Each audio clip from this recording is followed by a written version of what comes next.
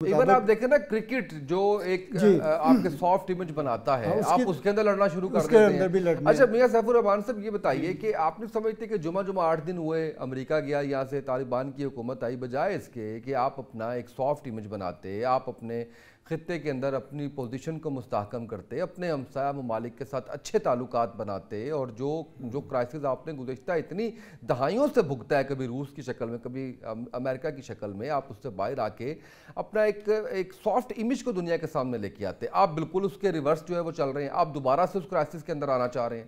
نہیں اسامہ جی یہ بات سنیں, غور کریں, جو بندہ سافٹ ہی نہیں ہے سافٹ امیج کیا کرے گا, وہ تو اندر سے سخت گیر ہیں. تو اس کا مطلب ہے کہ پھر وہ بائی نیشن ایسے ہیں, ان کے اندر ہر وہ شخص جو ان سے مختلف ہے ان سے نفرت ہے, ہر وہ شخص. یہاں تک کہ اے پی ایس کے بارے میں بھی ہمیں کچھ رپورٹس ایسی آئی تھی, چونکہ ہم ایز جرنلسٹ چیزوں کو انالائز کرتے ہیں, کہ جس میں یہاں تک انہیں کہا گیا کہ یار آپ نے بچے بھی نہیں چھوڑے معصوم.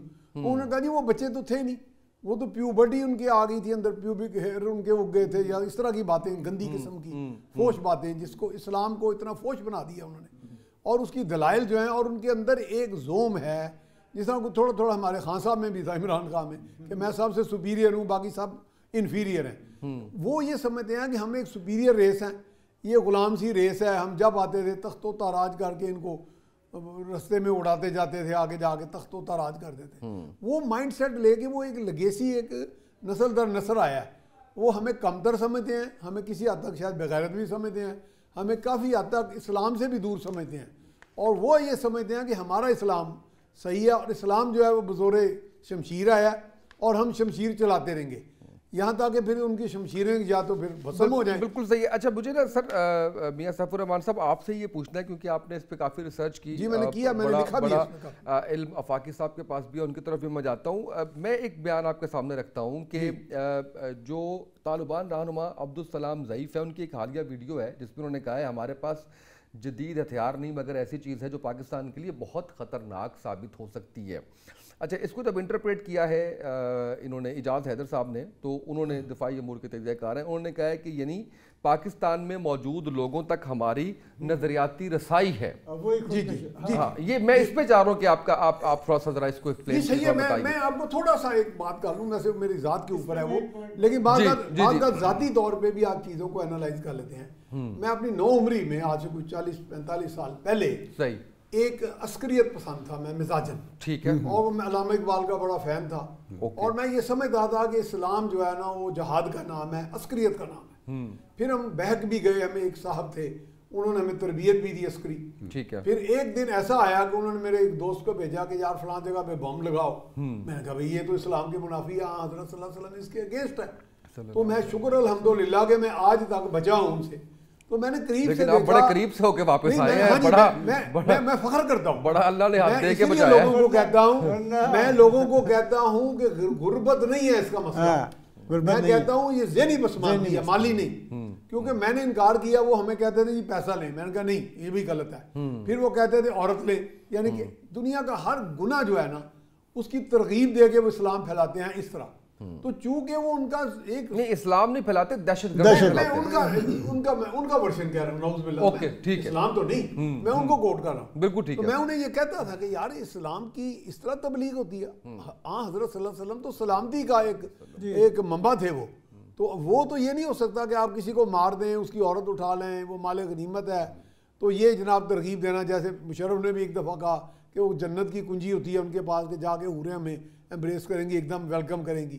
تو یہ چیزیں, یہ بیماریاں جو ان کے اندر سے نہیں گئی. یہاں ایک بہت اچھے لائر ہیں, میں ان کو ذاتی طور پہ جانتا ہوں, ان کا بچہ خوست چلا گیا تھا. وہ مرتے مرتے بچے, یعنی ماں باپ روتے روتے پہنچ گئے خوست. انہوں نے, طالبان نے کہا جی اس کو پوچھ لیں جانا چاہتا ہے. وہ کہتے ہیں جی اس کا حلیہ بھی ملا ہیبت ناک قسم کا تھا.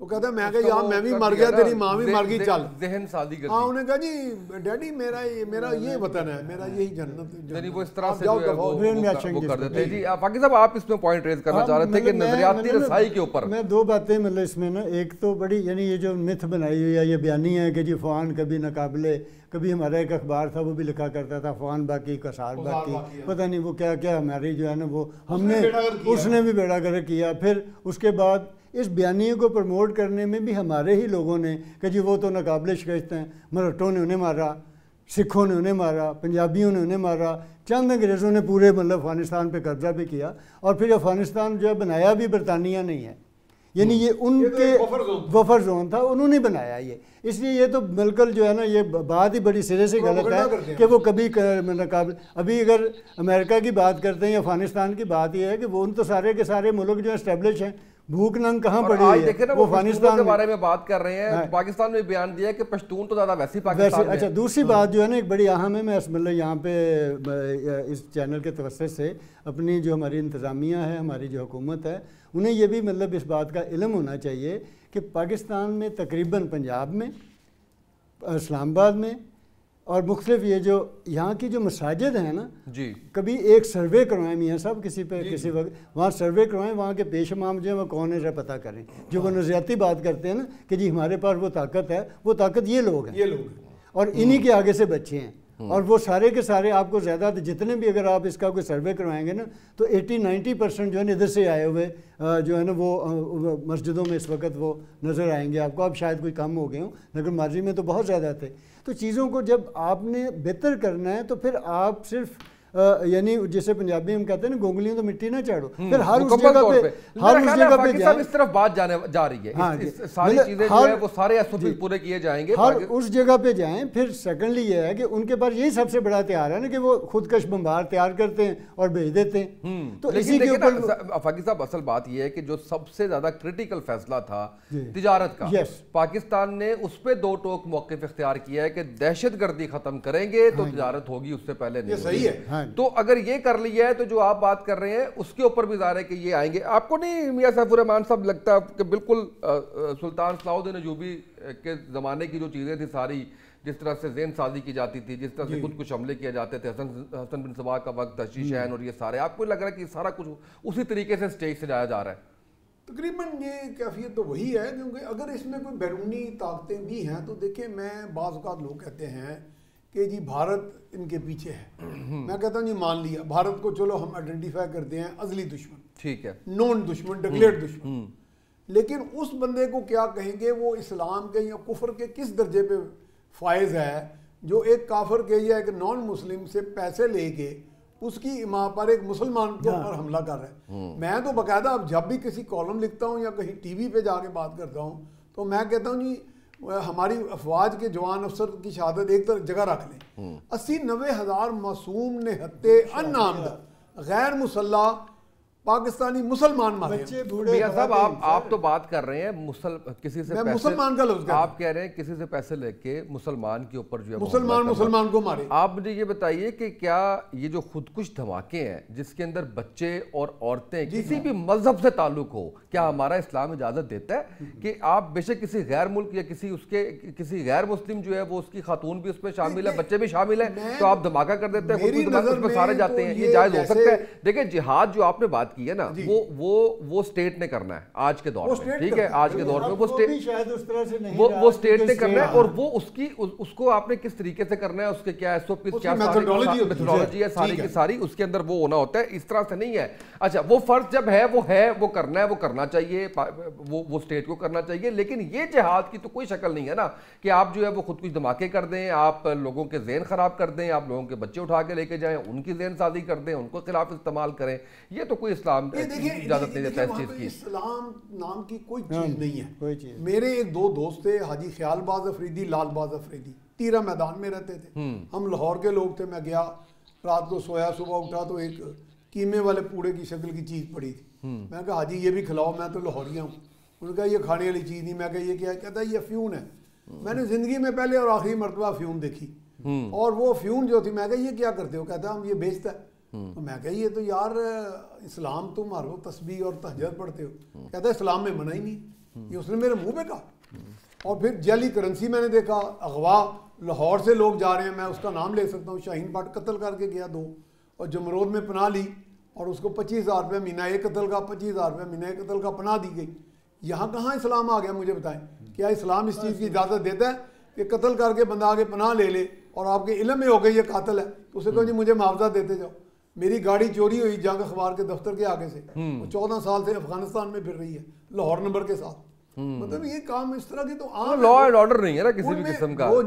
جب آپ کہہ رہے ہیں کہ ایک موچی بانگ کا جو ہے وہ یہاں کے ایک بلینئر جتنا امیر ہے کیونکہ وہ اسمگلنگ کر رہا ہے. جی میں آپ مجھے بتائیں کہ ملا ہیبت ناگ جو ہیں وہ ہیبت ناگ انہیں میں اس لیے کہتا ہوں کہ ہیبت ناگ ہی ہے نا واقعی, کیا ان کا کوئی منی ٹریل ہوگا؟ کیا وہ کوئی انکم ٹیکس دیتے ہیں؟ کیا وہ غریب ہوں گے؟ سوال ہی نہیں پیدا ہوتا. جس آدمی کے پاس اتنی پاور آف دا گن ہے اور پھر محفوظ پناہ گئے ہیں, وہ تو کسی انڈسٹریز کو فون کر 2 ارب روپے 1 سیکنڈ میں ٹرانسفر ہو جائے گا. بالکل صحیح ہے. ضمیر آفاقی صاحب سر یہ بتائیے گا, خواجہ آصف صاحب نے بلاسٹنگ ان ڈسگائز کہا ہے پاکستان اور افغانستان کی تجارت جو ختم ہوئی ہے, اس میں کہتے ہیں کہ جو افغان تجارت کم ہوتی ہے تو سرحد کے راستے دہشت گردی اور ان کی جو نقل و حرکت ہے دہشت گردوں کی وہ بھی کم ہو جائے گی, اور ساتھ کہتے ہیں کہ افغان تاجروں کو جہاں سستے راستے ملیں گے وہ وہاں جائیں گے, بارڈر مینجمنٹ بہتر ہوگی, پاکستان کو اس سے کوئی نقصان نہیں, فائدہ ہی فائدہ ہے. ڈو یو اگری سر؟ پاکستان کو فائدہ.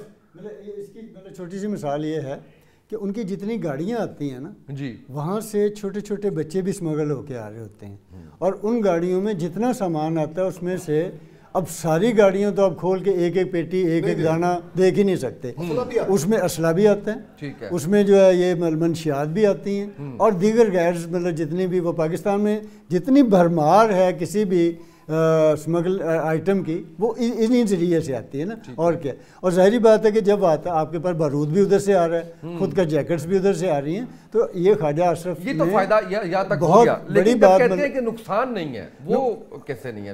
نقصان سے مراد یہ کہ ہماری طرف سے وہاں زیادہ چیزیں جاتی ہیں, ان کی طرف سے کم آتی ہیں.